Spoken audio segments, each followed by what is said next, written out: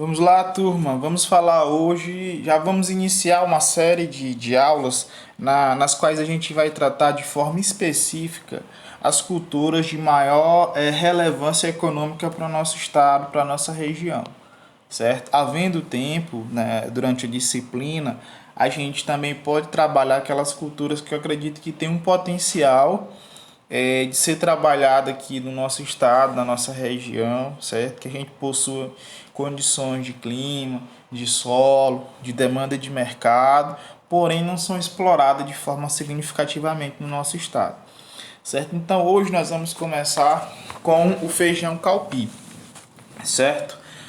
No Brasil nós temos uma diversidade de feijões, né? Até significativa, mas quando a gente trata de espécie, basicamente nós temos duas, né? Que é o feijão comum e o feijão calpi. O feijão calpi é o feijão mais adaptado à nossa condição aqui no Nordeste, certo? E também faz parte do nosso hábito alimentar. Então, em todo o Nordeste se consome o feijão calpi de forma significativa, certo?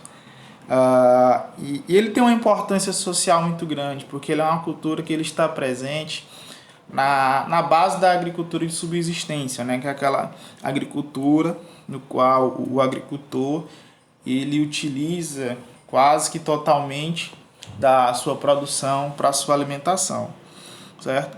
E é uma fonte de proteína, né? Hoje em dia, com a inflação, nos insumos da produção agropecuária, a proteína animal tem sofrido uma alta significativa, né? Então, para os produtores, né, de subsistência e de modo geral, passou a ser uma proteína que teve a sua importância mais reforçada, certo? Então, a cultura regional é uma fonte de proteína, ela possui baixas necessidades nutricionais, então solos com uma fertilidade intermediária, vamos dizer assim, você consegue produzir bem, mas se você fizer um correto manejo da adubação, você consegue produzir de forma bem significativa. Por exemplo, se você fizer uma adubação e uma calagem de forma correta para a cultura do feijão calpi, você pode estar colhendo aí facilmente mais de 1 tonelada por hectare, né? Infelizmente, tradicionalmente no Piauí, a produtividade do feijão calpi está em torno de 300 quilos por hectare, né? Mas se você fizer o espaçamento, fizer a adubação, fornecer água na quantidade necessitada pela cultura, você pode passar de 1.000 quilos com muita facilidade. Os tratos culturais são relativamente fáceis, né? Porque você faz uma limpeza ali. É uma cultura também de ciclo relativamente curto. Então, se você for consumir o feijão verde ali, em torno de 45 dias, 50 dias, você já vai estar colhendo. E é uma cultura que ela demanda uma necessidade hídrica muito baixa, né? Para vocês terem ideia, o milho, para você produzir bem, ele vai demandar algo em torno aí de 1.200 a 1.100 milímetros de chuva, né? Ou de irrigação. No caso do feijão, você já produz muito bem ele com 300, 400 milímetros, certo? Mas vamos lá. Vamos falar das pragas chaves. Vamos falar de todas as pragas do feijão calpi? Não, por exemplo, tem uma que eu não coloquei aqui, que é as paquinhas, né? Que inclusive é uma praga bem complicada, porque ela tem um hábito noturno e ela é subterrânea. Então, para fazer o controle químico ou com algum produto alternativo, é bem complicado, certo? Porque geralmente esses produtos alternativos, você tanto químico também, tem que entrar em contato com o inseto, então tem que permanecer ali no ambiente, enfim, é um pouquinho mais complicado. Mas ela não é considerada tanto uma praga-chave em função da sua ocorrência, né? Ela não ocorre tanto como as demais pragas que a gente vai trabalhar aqui. Outra coisa que eu preciso falar para vocês é sobre o nível de controle, certo? Nós vamos ver algumas práticas, fazer identificação, ver alguns produtos que podem ser aplicados, mas assim, o que é que a maioria das pessoas pensa? Que o simples fato da praga estar presente na cultura é um indicativo que deva ser feita alguma prática de controle. Não necessariamente. A gente tem que saber o nível, certo? de controle. A gente tem que saber, por exemplo, do percevejo. Eu tenho que saber quantos percevejos, né, eu vou ter ali no metro quadrado. Eu vou pegar lá uma trena dentro da minha área, da minha lavoura. Vou marcar um metro quadrado, vou pegar um, um, um metro por um metro por um metro, certo? Fazer um quadradinho todinho nas laterais com o metro. E vou começar a procurar os insetos ali dentro. No caso do percevejo, né, se eu encontrar 5, 6 percevejos no metro quadrado, eu tenho que fazer o controle, certo? Eu fiz um metro quadrado aqui e não encontrei nenhum percevejo, então eu não preciso fazer a aplicação. Não, você precisa repetir esse procedimento de forma aleatória em toda a área, certo? E se você, aí ao final você vai fazer uma média. Se nessa média der realmente 0, você não encontrar nada, você não aplica. Se der 1, você não aplica. Se der 5, você aplica, certo? Então, para cada cultura, para cada praga, ou deveria existir, eu digo deveria existir porque tem algumas culturas que ainda necessitam fazer esse estudo, né, para saber a partir de quantos insetos por metro quadrado eu tenho que fazer o meu controle. Porque o que pode ocorrer? Pode ocorrer que você tem uma praga ali, certo? E que a quantidade, né, ao quantificar essa praga, você perceba o seguinte: pode sair muito mais barato você não fazer nada. Porque se você for comprar o produto, né, pode ser caro, aí tem um custo com a aplicação, com a mão de obra, certo? Com maquinário e tudo. E o custo que você vai ter com o controle, né? E aí eu tô falando já o produto, a aplicação e tudo, pode ser superior ao prejuízo que aquela praga possa te trazer, certo? No caso do tomate, tô com uma broca de tomateiro lá. Eu vou gastar R$ 600 para fazer o controle daquela praga. Mas pela quantidade de broca que eu tenho aqui, eu perderia 5 caixas. Quanto é que está custando a caixa? Está custando R$ 50, né? Então, 5 vezes 50, 250. Então, eu vou perder 250 de tomate pela praga. E se eu for fazer o controle, vai sair mais de 500. Então, é interessante que eu não faça o controle. Certo, pessoal? Então tem essa questão de saber o quanto é que aquela praga vai te causar de prejuízo. Como eu disse, não há um estudo para todas as culturas nem para todas as pragas, certo? Mas havendo esse estudo, eu vou ficar devendo essa para vocês, para a cultura do feijão, certo? Quais são essas pragas que se tem esse controle, que já se tem esse estudo. Aí você, com base nele, você toma a decisão de fazer o controle ou não. Pois bem, vamos aqui para a lagarta elasmo, né? Ou broca do colo, certo? Aqui nós temos a imagem dessa praga em 2 momentos da sua vida. Quando a gente fala de praga, a gente está falando basicamente de insetos. Insetos, ao longo da sua vida, ele pode passar pela fase de ovo, de pupa, de lagarta, mas na fase final da sua vida, ele vai ter que ter a característica de ter 3 pares de perna, certo? E asas. Até mesmo as formigas, né? Elas têm lá os 3 pares de perna, e na sua fase final, né? A gente vê especialmente no período chuvoso, né? Elas com asas, enfim. Então nós temos aqui a broca do colo, certo? Na sua fase de lagarta, e aqui que ela é a praga, certo? Porque ela vai para dentro do caule, certo? E aí já não se tem mais vasos condutores. Então, mesmo com o solo úmido, a gente percebe que a planta ela fica murcha, porque ela já não tem vasos condutores para levar a água do sistema radicular até as folhas, certo? E este daqui que é o inseto na sua fase adulta, aonde ele vai depositar os ovos da lagarta na cultura do feijão, certo? Esses ovos vão eclodir, vão dar origem à lagarta, que vai ser a praga, certo? Então, assim, segundo o Ministério da Agricultura, né, ele não recomenda, né, mas quem recomenda é o profissional, é o agrônomo, vai ser vocês, o técnico de agropecuária, né? Mas ela autoriza a utilização de dois inseticidas para o controle dessa praga, certo? Que é a Diamase 480 e a Diflubenzuram, certo? 240. Tem esses dois produtos aí, certo? Que eu não confesso para vocês que eu não sei se a gente encontra com certa facilidade aqui em Teresina, porque eu nunca precisei, certo? De nenhum produto, de aplicar nenhum tipo de inseticida, né? Geralmente eu faço produto alternativo, são áreas pequenas e o custo é mais interessante mesmo fazer. Às vezes até com o material que a gente tem em casa, certo? Então sai um custo muito baixo. Aí nós temos outra praga chave, que são as vaquinhas, né? As vaquinhas, elas têm um aparelho bucal, né?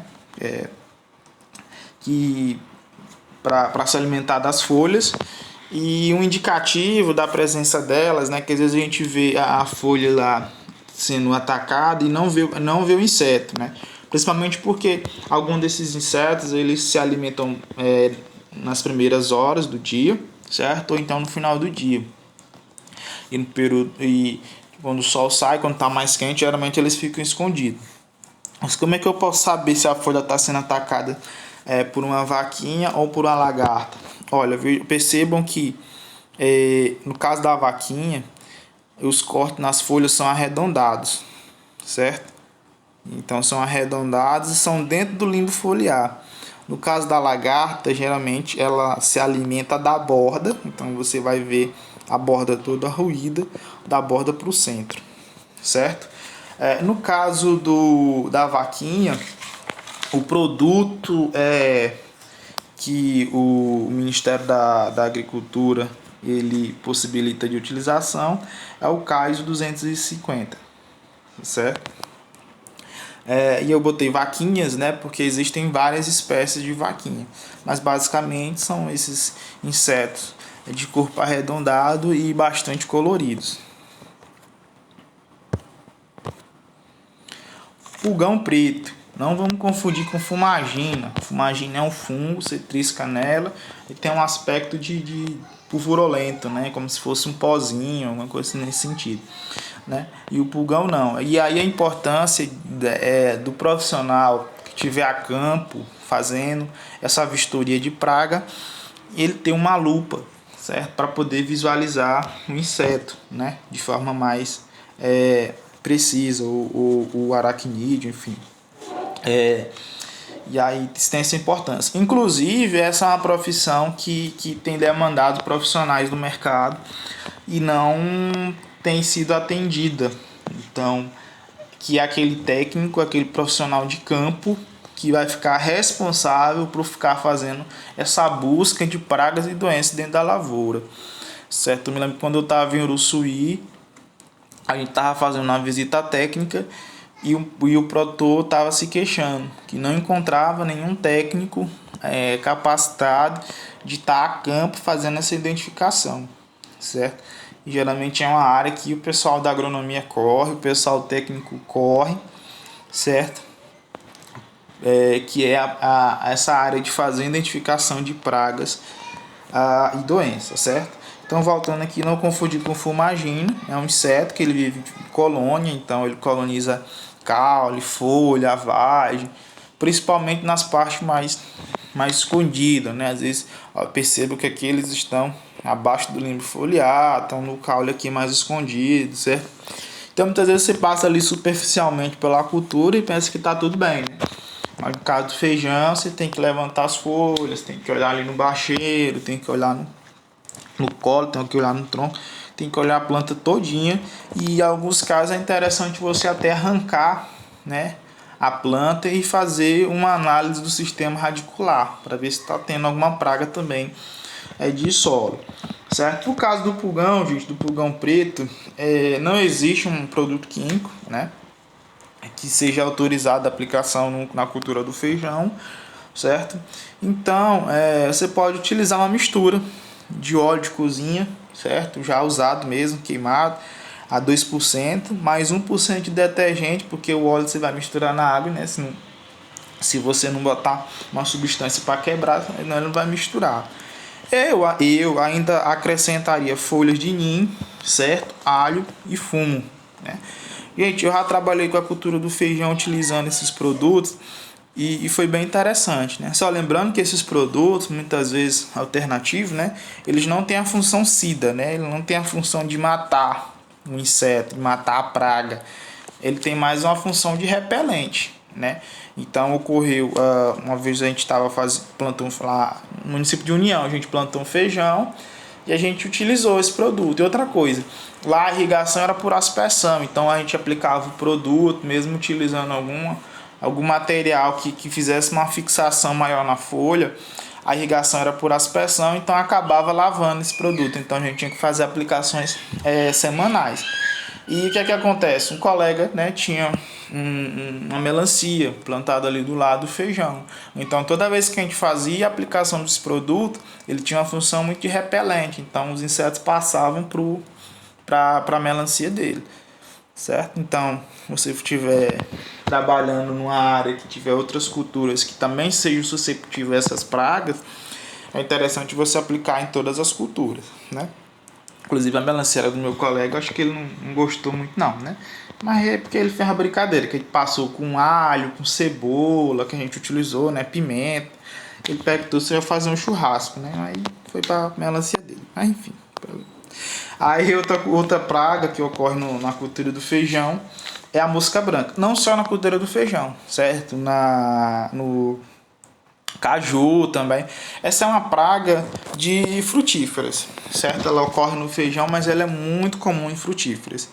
Então, novamente, se você for aplicar algum desses produtos que não tem a função de SIDA, né, é interessante que você aplique em todas as culturas, certo? Ela só vai passar ali de uma para outra. E no caso da mosca branca, nós temos um produto chamado Boveril. Esse Boveril, na verdade, ele é um produto à base de um fungo, certo? Então, não é um produto químico, é um produto biológico.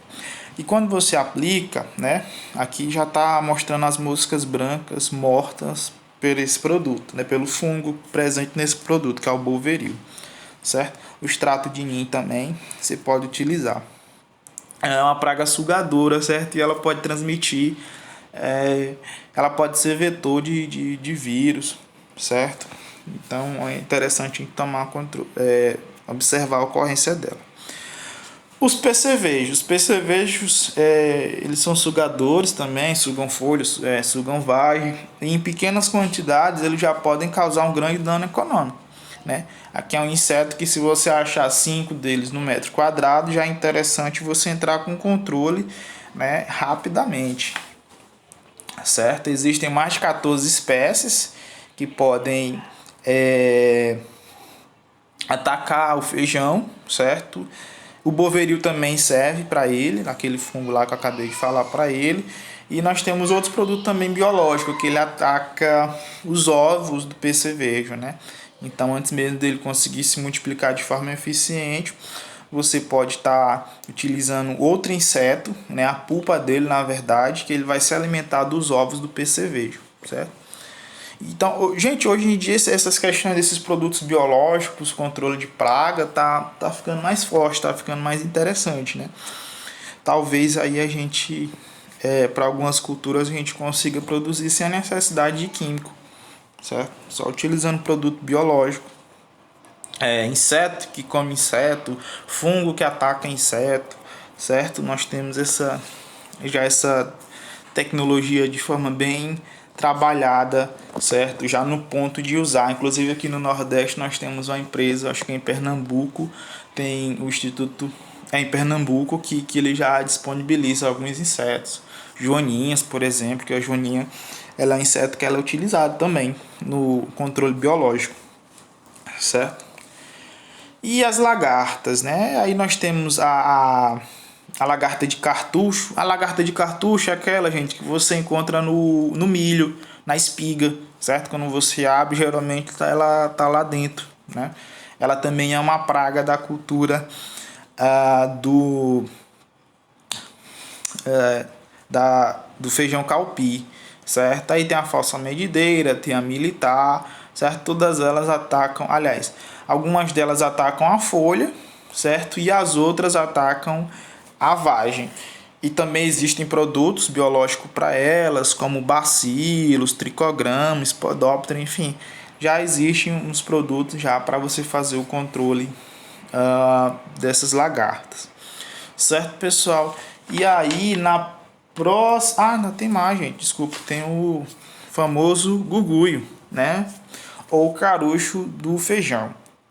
É uma praga de pós-colheita, certo? Geralmente a gente fala de praga só no campo, mas a maioria das culturas também tem problemas com praga depois que você colhe e vai fazer a armazenagem, se não fizer a armazenagem de forma correta, certo? Então, tradicionalmente, o homem do campo ele já convive com caruncho, né? Então, quando ele produz em pequena quantidade feijão, ele já coloca ali numa garrafa PET, né? Hoje é muito comum. Tem alguns que ainda colocam cinza, outros fazem essa embalagem a vácuo no próprio garrafa PET, né? Eles queimam ali na ponta da garrafa ali para consumir todo o oxigênio, né? Porque a combustão ela precisa do oxigênio e acaba tirando o oxigênio ali dentro da garrafa e rapidamente prendem, né? Então eles já fazem esse controle preventivo do caruncho, né? No armazenamento e ainda fazem contra a oxidação, porque o grão vai ficar sem contato com o oxigênio, então ele permanece com a sua cor, certo? Com as suas características por muito mais tempo, certo? E também não tem um produto autorizado pelo MAPA, né? Até a presente data, mas se pode utilizar um óleo de essência de lípia, né? A 400 ml por tonelada de grão. Também você consegue fazer esse controle, né?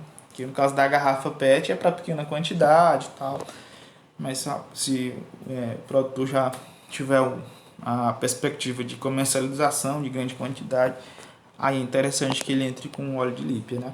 Mas o pessoal acaba utilizando até partilhas, certo? De armazenamento de outros grãos, que aí já não é tão interessante. Pois bem, pessoal, e na próxima aula a gente vai falar sobre as doenças, certo? Fúngicas e bacterianas da cultura do feijão.